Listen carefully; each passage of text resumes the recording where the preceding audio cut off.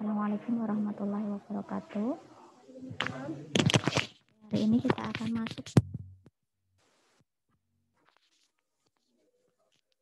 perawatan maternitas 2. Masih dengan saya Bu Siti Ania. Di sini kita akan membahas kelanjutan tentang keluarga berencana. Seperti yang sudah kita ketahui sebelumnya, keluarga berencana adalah usaha untuk mengukur jumlah dan cara anak yang diinginkan. Jadi sebenarnya keluarga berencana itu adalah cara untuk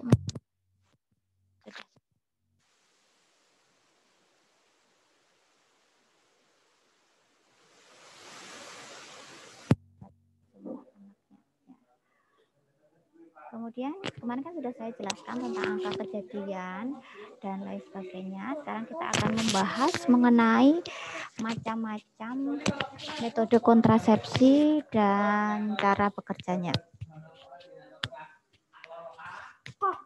Oke, sebentar ini kita ini kan ya.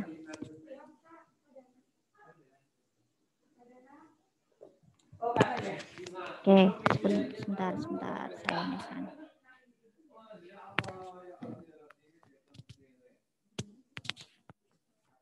Metode kontrasepsi bekerja dengan dasar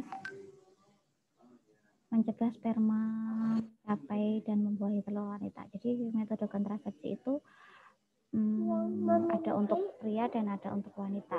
Kalau untuk pria yaitu untuk bekerja dengan dasar mencegah sperma laki-laki mencapai dan membuahi telur wanita atau mencegah terjadinya fertilisasi. Sedangkan untuk wanita adalah untuk mencegah telur yang sudah dibuahi untuk bisa berimplantasi atau melekat dan berkembang dalam rahim. Itu adalah metode kontrasepsinya. Mohon maaf ya, ini suaranya agak kencang-kencangan di sini karena masih di ruangan kuliah ya, di ruangan dosen, jadi banyak orang, jadi mohon maaf untuk dimaklumi ya. Faktor-faktor yang mempengaruhi pemilihan kontrasepsi ada beberapa faktor yang bisa mempengaruhi pemilihan kontrasepsi, yaitu efektivitas. Jadi orang memilih metode kontrasepsi itu bisa untuk efektif yang mana, kemudian dari segi keamanan lebih aman terhadap kondisi tubuhnya, dan dari frekuensi pemakaian, apakah dipakai setiap hari, apakah dipakai sebulan sekali, ataukah 3 bulan sekali, ataukah dipakai selama berapa tahun, itu berhubungan dengan frekuensi pemakaian. Kemudian dilihat juga efek sampingnya. Ada beberapa metode kontrasepsi yang efek sampingnya itu paling berat ataupun paling ringan terhadap kondisi tubuh seseorang. Misalnya orang yang dengan darah tinggi tidak disarankan memakai metode kontrasepsi hormonal karena di situ efek sampingnya semakin meningkatkan tekanan darah. Kemudian kemauan dan kemampuan untuk melakukan kontrasepsi secara teratur dan benar. Dan biayanya apakah murah atau kan mahal atau peran dari agamanya. Kemudian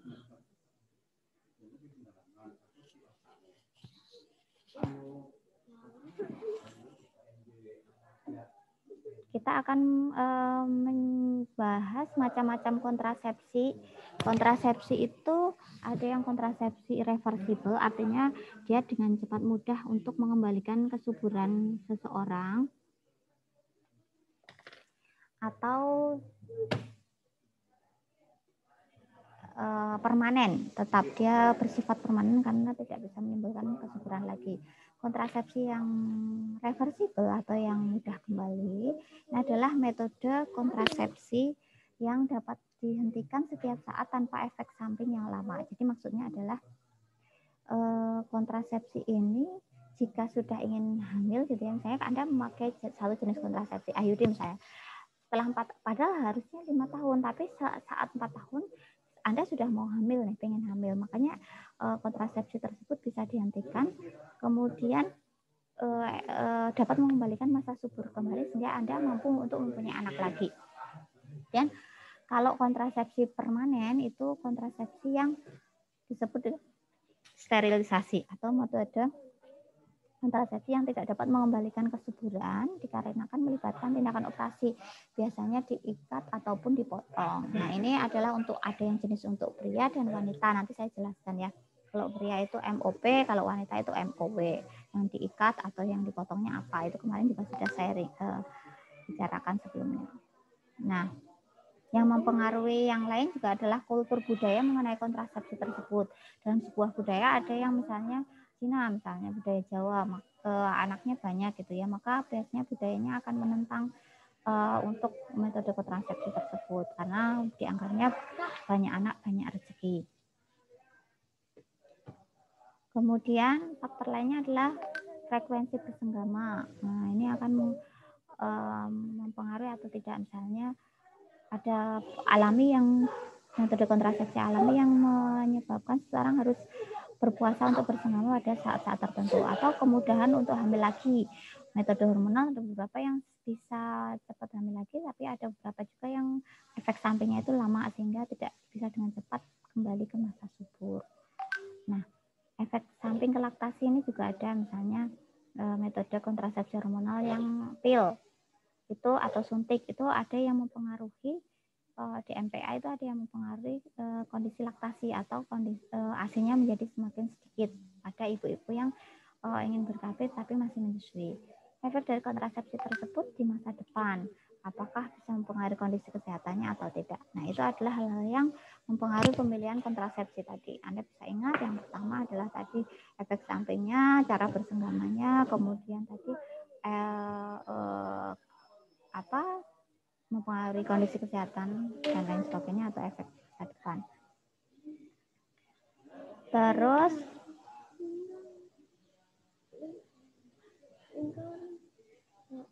sekarang adalah metode jenis kontrasepsi yang sederhana.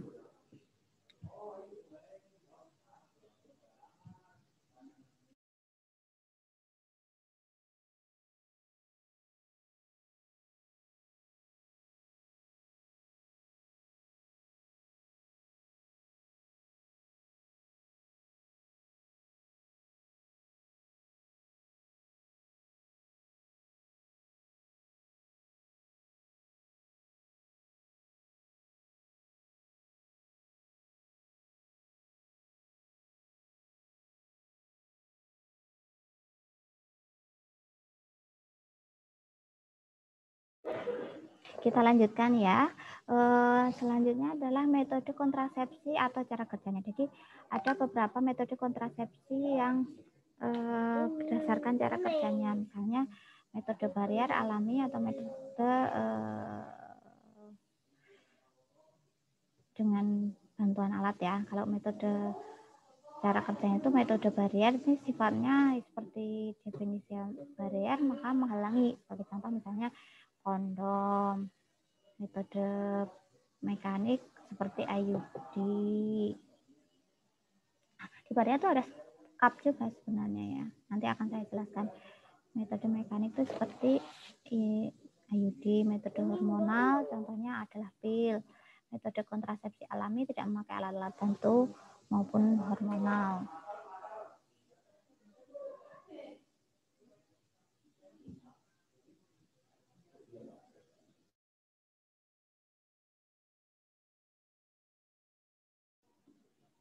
Kita lanjutkan ke slide berikutnya. Nah,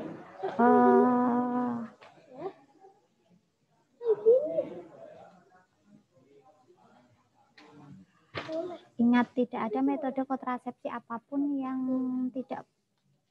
efektif mencegah kehamilan ya. Jadi dari metode-metode tadi yang di atas pun, baik itu yang barier, baik itu yang hormonal, baik itu yang pil maupun IUD, yang menggunakan alat, yang tidak menggunakan alat itu semuanya tidak efektif dalam mencegah kehamilan, tetapi hanya jika tidak berhubungan seksual saja yang tidak bisa mencegah kehamilan.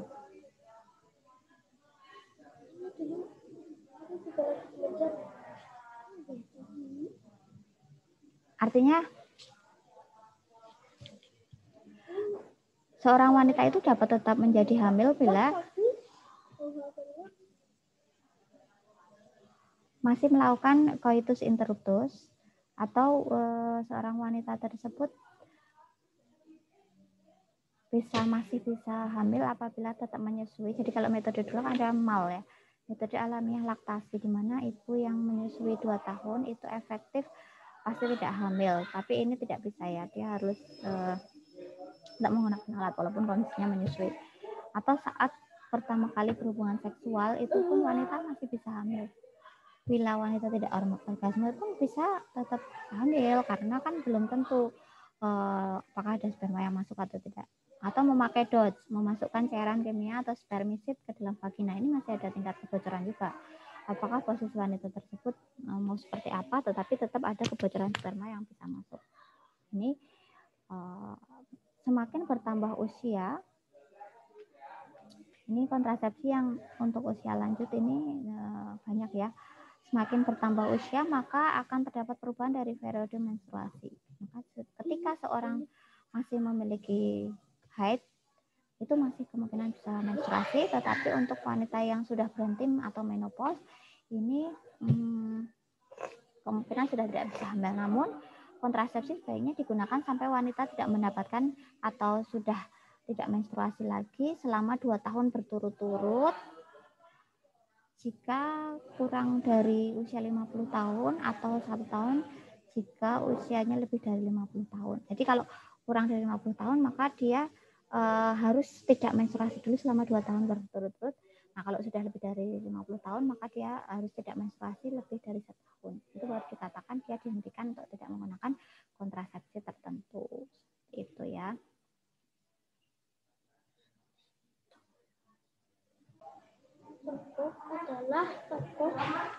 Kita lanjutkan ya.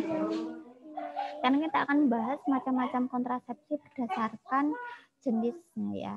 Kontrasepsi hormonal adalah contohnya ada kontrasepsi oral kombinasi, kontrasepsi oral progestin. Mengapa disebut kombinasi? Karena di situ ada kombinasi antara hormon estrogen dan progesteron. Kemudian ada yang hanya murni progestin, ada yang kontrasepsi suntikan progestin. Nah, oral itu berarti pil ya, yang disebut DMPA dan lain sebagainya. Depo-medroksiprogesteron asetat itu yang progesterin. Kemudian ada kontrasepsi suntikan progestin dan kontrasepsi suntikan estrogen dan kombinasi dengan progesteron, serta ada yang implan berisi progestin. Ya.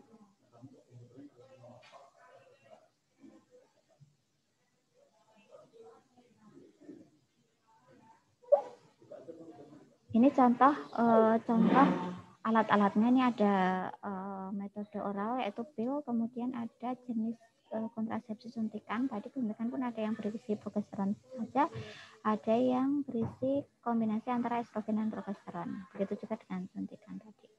Ada misalnya Janeda itu yang ada berisi implan yang berisi estrogen. Kemudian contoh yang lain itu metode yang menggunakan diafragma atau cup, tadi yang sifatnya barier. Dan ada yang berisi spermisid dan metode yang lain yaitu IUD. Ini yang metode kontrasepsi yang contohnya yang cup. Ini ada contoh cup, ini kondom, ini ada yang spermisid untuk lubrikan di daerah serviks ya. Ini yang metode dipotong. Perencanaan keluarga berencana alami ini juga merupakan metode perencanaan KB. Ada penarikan jenis sebelum terjadinya ejakulasi dan metode amenorrhea menyusui dan menggunakan kondom. Itu alatnya sudah tahu semua ya. Kontrasepsi yang lain itu ada yang kontrasepsi darurat, ada kontrasepsi darurat hormonal, kontrasepsi darurat IUD, ada sterilisasi, ada vasektomi, ligasi tuba. Kontrasepsi darurat itu contohnya adalah kontrasepsi darurat hormonal dan kontrasepsi darurat IUD.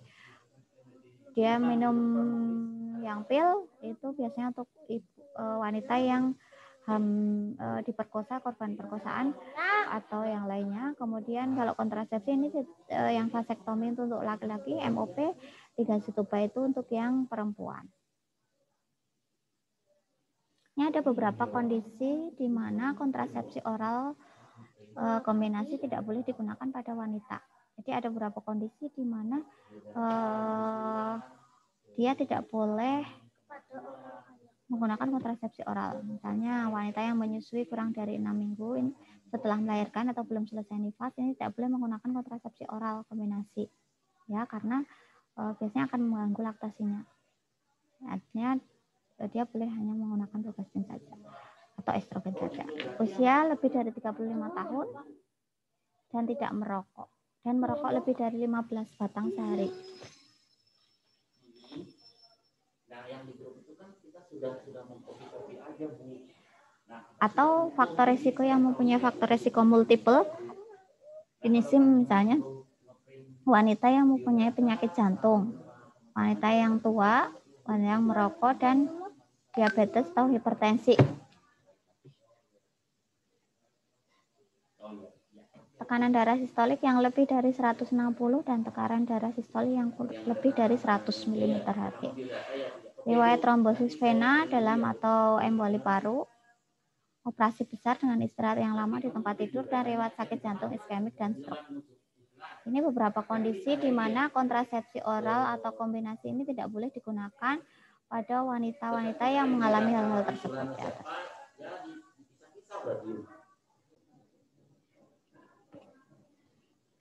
Ada beberapa kondisi lagi yang sebaiknya tidak boleh menggunakan metode KB yang hormonal tadi. Misalnya penyakit jantung katup yang mempunyai komplikasi penyakit jantung, terutama yang penyakit jantung yang mengenai katupnya. Ada mitral, kemudian menyangkut bikuspidalis dan lain sebagainya, misalnya tetralogy of Fallot dan lain sebagainya. Kemudian wanita yang mempunyai riwayat penyakit migrain dengan gejala neurologi vokal, ya, atau misalnya sering gangguan aura, sering kelingan, muncul aura ketika berdiri ataupun berdiri di matahari melihat cahaya gitu ya, itu tidak boleh menggunakan metode KB tersebut. Kemudian ada wanita yang migrain tanpa gejala neurologi vokal tapi usianya lebih dari 35 tahun, ini juga berisiko, ini tidak boleh. Atau riwayat CA payudara, kenapa nggak boleh? Karena justru pemakaian KB yang hormonal itu akan mempercepat penyebaran CA payudaranya, atau sel-selnya itu tambah cepat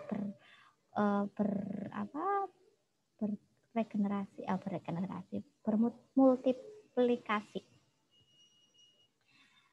Diabetes dengan nefropati atau retinopati, diabetes dengan gangguan nefron saraf, gangguan di retina, di neuron ya, nefron itu di ginjal ya, di neuron itu di saraf tadi, dan penyakit vaskuler atau diabetes yang usianya lebih dari 20 tahun. Nah, ini wanita yang mempunyai penyakit tersebut dan lebih dari 20 tahun ini tidak boleh juga. Ada penyakit sirosis berat dan kanker hati.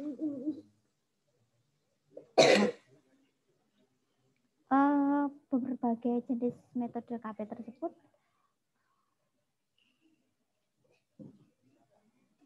bisa menyebabkan kehamilan antara 0,1 sampai 5/100 wanita pada tahun penggunaan pertama. Jadi angka kegagalannya pun masih tinggi.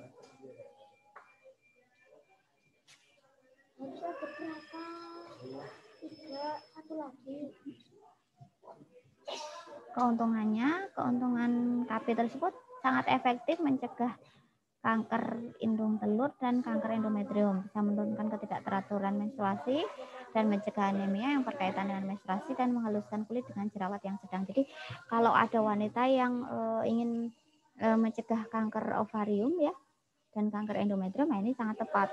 Dan ingin menunda karena dia anemi kan, kalau menstruasi dia tambah berat gitu misalnya aneminya, ataupun dia wanita yang kondisi jerawatnya itu parah gitu ya, dia bisa menggunakan metode KB ini. Nah, kerugiannya tidak direkomendasikan untuk wanita yang menyusui, tidak melindungi dari penyakit menular seksual, dan harus ini untuk yang ini saya sedang menjelaskan keuntungan dan kerugian oral ya. Harus diminum setiap hari dan membutuhkan resep dokter. Efek sampingnya misalnya mual, nyeri, tekan pada payudara, dan sakit kepala. Ini sekarang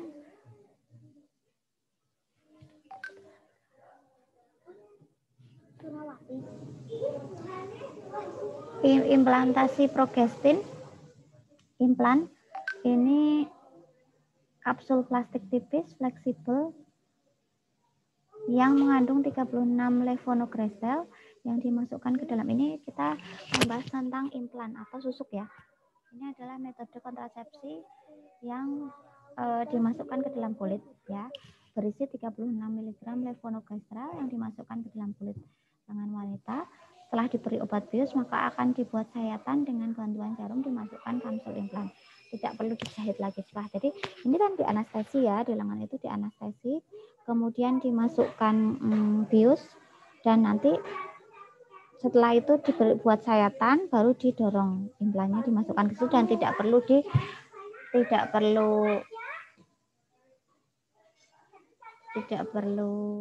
dijahit. Nah, cara kerjanya, implan ini melepaskan progestin ke dalam aliran darah secara perlahan dan biasanya dipasang selama 5 tahun. Ini mencegah kehamilan dengan cara menghambat terjadinya ovulasi, mempertebal lendir mukosa leher rahim, dan mengganggu pergerakan saluran tuba. Bisa menghalangi pertumbuhan lapisan endometrium, dan kontrasepsi ini efektif dalam waktu 48 jam sampai dengan 5-7 tahun. Merawati memberi masukan yang baik. Berarti baik. Bawahnya. Implan ini efektif pada 0,05/100 wanita dalam 1 tahun penggunaan pertama. Tapi keuntungannya sangat efektif, bekerja untuk jangka waktu yang lama, namun kerugiannya membutuhkan prosedur operasi yang kecil untuk pemakaian dan pelepasan, tapi tidak melindungi dari premenstrual syndrome.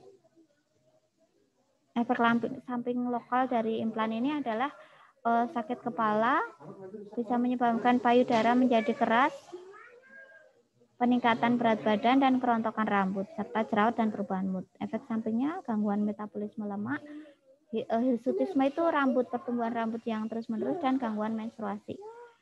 Kesuburan baru kembali setelah 1 bulan setelah kapsul diambil. Sekarang kita akan membahas yang patch.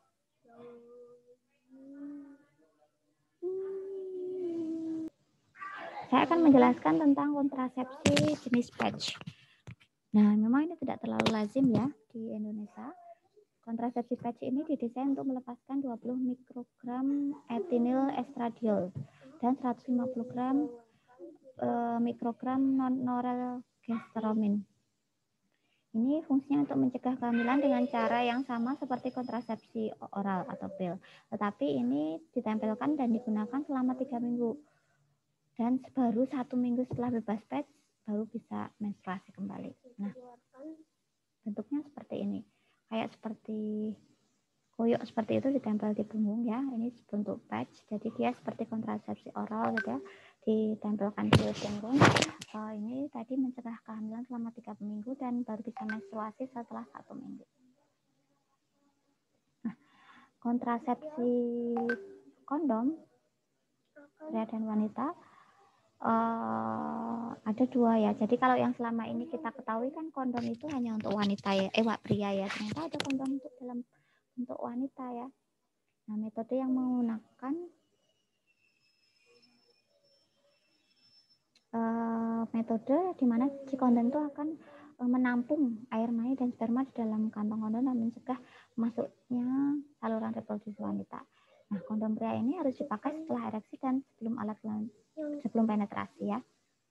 Tidak boleh terlalu ketat dan harus dilepas setelah ejakulasi. Ini silahkan dibaca sendiri cara pemakaiannya. Gunakan setiap kali berhubungan. Buka kondom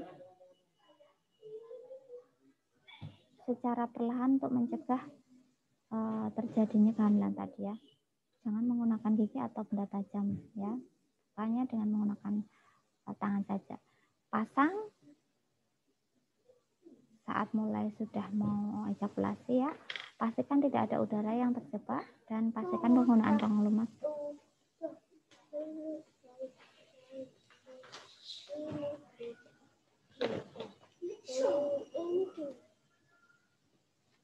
Halaman 92 ini halaman 92. Ini halaman 92. Gunakan hanya pelumas dengan bahan dasar air ketika menggunakan kondom. Jadi sebenarnya penggunaan kondom ini harus menggunakan pelumas ya. Pelumas ini berbahan dasar minyak dan dapat jadi pemilihan pelumas yang menggunakan bahan dasar air ini supaya tidak melemahkan lateks ya, karena bahan dasar dari kondom tadi kan lateks ya. Jadi kalau menggunakan minyak ini justru akan melemahkan lateks.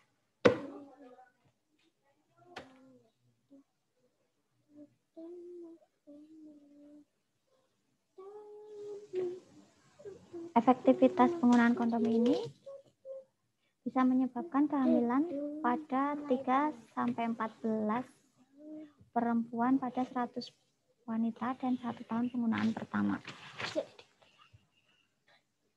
Keuntungan dari kondom ini yaitu dapat digunakan selama menyusui dan satu-satunya kontrasepsi yang mencegah premenstrual syndrome, mencegah infeksi gonore dan chlamydia. Kerugiannya, kegagalan bisa tinggi bila tidak digunakan dengan benar. Alergi latex pada orang yang sensitif. Nah, ini metode kondom yang perempuan yaitu metode diafragma atau cup. Kita lanjutkan tentang diafragma atau cervical cup ya. Diafragma ini yang untuk perempuan tadi. Diafragma atau cervical cup ini kontrasepsi penghalang yang dimasukkan ke dalam vagina dan mencegah sperma masuk ke dalam saluran reproduksi. Diafragma terbuat dari latex atau karet dengan cincin yang fleksibel. Nah, diafragma ini diletakkan di pos bagian belakang dari sintesis pubis sehingga serviks atau leher rahim tadi tertutupi semuanya. Diafragma harus diletakkan minimal 6 jam setelah sengaja. Nah, tujuannya adalah untuk mencegah masuknya sperma ke dalam saluran reproduksi. Harusnya diafragma ini diletakkan minimal sebelum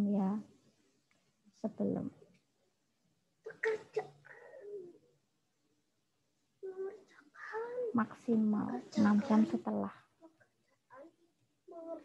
Dipasang sebelum dan sampai maksimal setelah. Enggak.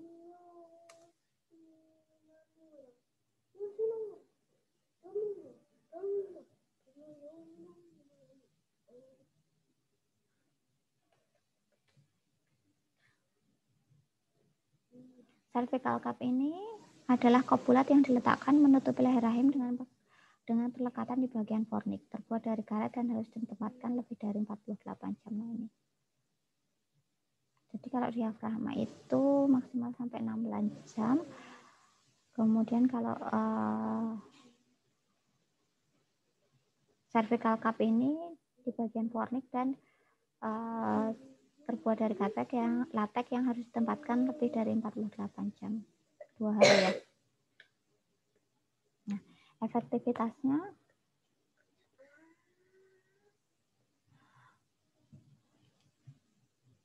kehamilan dapat terjadi pada 6-40 yang tinggi ya, karena pada 100 wanita ini bisa 6-40 wanita yang bisa hamil pada 1 tahun pertama. Keuntungannya dapat digunakan selama menyusui, tidak ada risiko gangguan kesehatan dan kerugiannya angka kegagalannya tinggi serta tidak nyaman ya. Ini contohnya. Nih, ini yang cervical cup. Nah, ini harus tahu dulu serviksnya ada di mana. Bentuknya dipasang menghadap ke atas ke serviks gitu ya. Ini diafragma, ini cervical cup. Nah, ini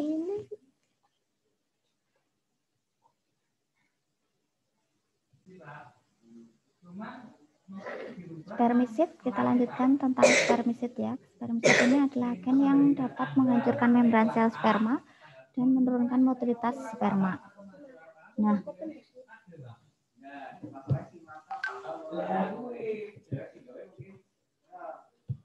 Spermicide ini mencakup bentuknya adalah foam, bisa juga aerosol, bisa juga krim, ada vagina suppositoria, jelly, dan sponge yang bisa dimasukkan. Nah, ini digunakan sebelum melakukan tadi coitus, terutama mengandung non-oxynol 9 alfa. Efektivitas ini angkanya cukup sedang ya, 6 sampai 26 wanita dalam 100 wanita dalam 1 tahun pertama ini bisa mengalami kehamilan. Contohnya tidak mengganggu kesehatan, berfungsi sebagai pelumas dan dapat mencegah PMS. Kerugiannya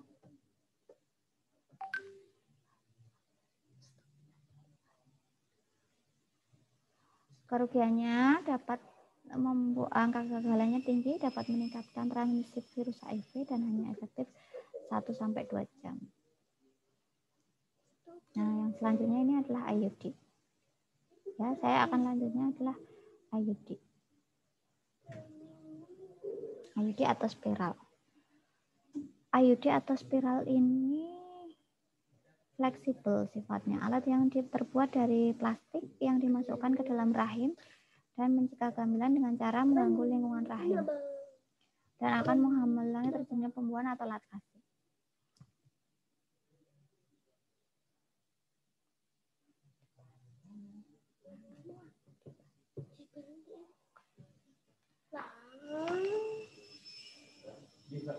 Spiral ini jenisnya adalah yang black copper atau ini sifatnya tembaga ya, melepaskan tembaga, mencegah kehamilan dan dengan cara mengganggu pergerakan sperma untuk mencapai rongga rahim. Jadi mobilitas spermanya diganggu dengan cara menghalangi sperma masuk ke dalam rongga rahim dan dapat dipakai selama 10 tahun. Nah, paling lama 5-10 tahun ya. Progesterat IUD ini melepaskan progesteron dan hanya efektif untuk 1 tahun dan dapat digunakan kembali untuk kontrasepsi darurat.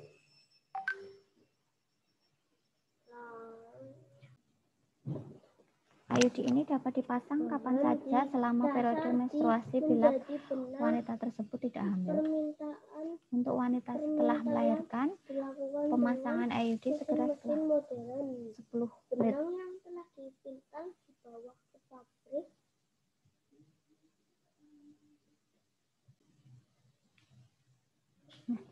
Kita lanjutkan ya. IUD ini dapat dipasang kapan saja selama periode menstruasi bila wanita tersebut tidak hamil. Ya, karena menstruasi pastinya wanita tersebut tidak hamil lah ya. Kemudian untuk wanita yang setelah melahirkan, pemasangan IUD ini dapat segera setelah 10 menit. Pemasangan IUD tadi. IUD juga dapat dipasang 4 minggu setelah melahirkan tanpa faktor resiko. Tapi juga ada kalau dipasang setelah melahirkan nih faktor resiko robekan rahim ini tinggi sekali ya.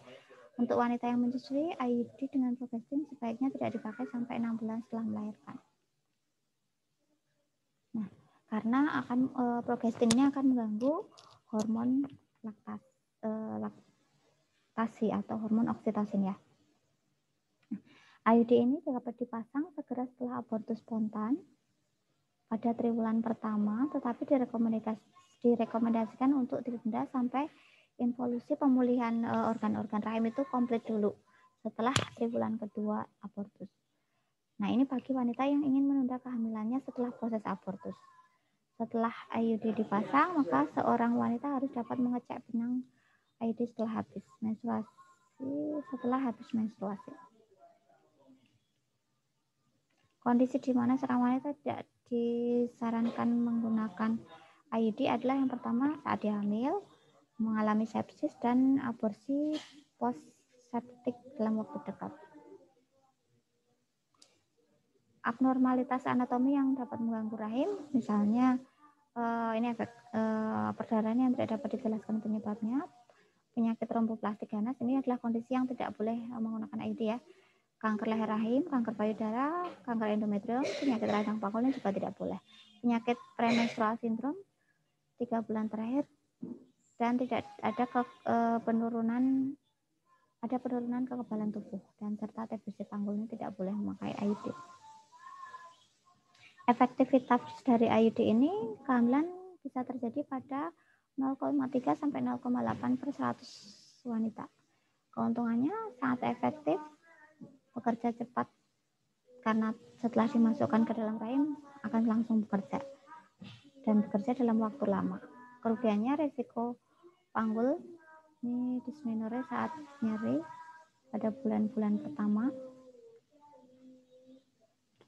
Ini dapat meningkatkan resiko perforasi rahim, risiko kehamilan ektopik, IUD dapat lepas dengan sendirinya. Ini kerugiannya ya, bisa menyebabkan infeksi panggul, bisa menyebabkan dysmenor, bisa menyebabkan perdarahan pada kehamilan pada bulan-bulan pertama ya. Serta efek sampingnya ini bisa menyebabkan nyeri, perdarahan, peningkatan jumlah darah menstruasi, dan pengembalian massa subur yang cepat. Ini contohnya IUD, ini yang copper T ya. Ini yang copper T, ini yang ada progesterone asetatnya di sini. Nah, kontrasepsi hormonal ini tersedia dalam bentuk oral, suntikan, dan mekanik. Kontrasepsi oral adalah kombinasi dari estrogen dan progesteron dalam bentuk kombinasi serta ada mini pill. Dalam bentuk suntikan, kontrasepsi implan juga ada, mengandung progesteron saja atau kombinasi keduanya. Kontrasepsi oral atau pil ini mengandung sintetik estrogen dan preparat progesterin yang dapat mencegah kehamilan dengan cara menghambat terjadinya ovulasi.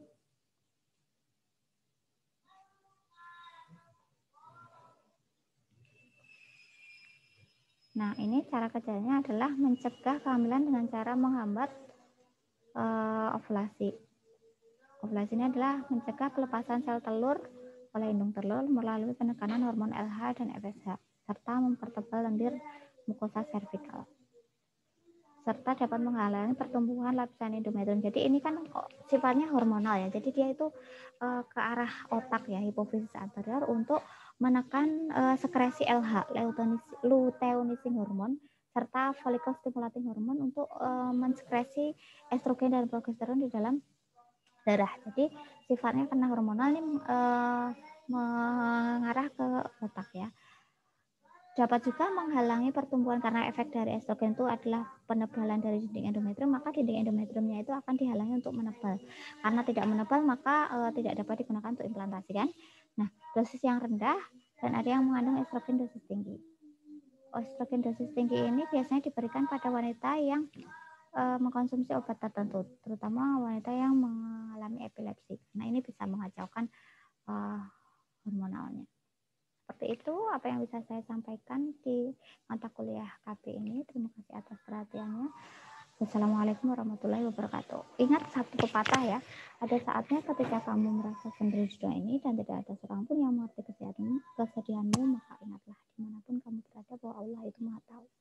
Serta ketika kamu hilang harapan, janganlah kehilangan harapan dan jangan pula bersedih hati. Karena Allah, innallaha ma'ana, Allah itu beserta kita.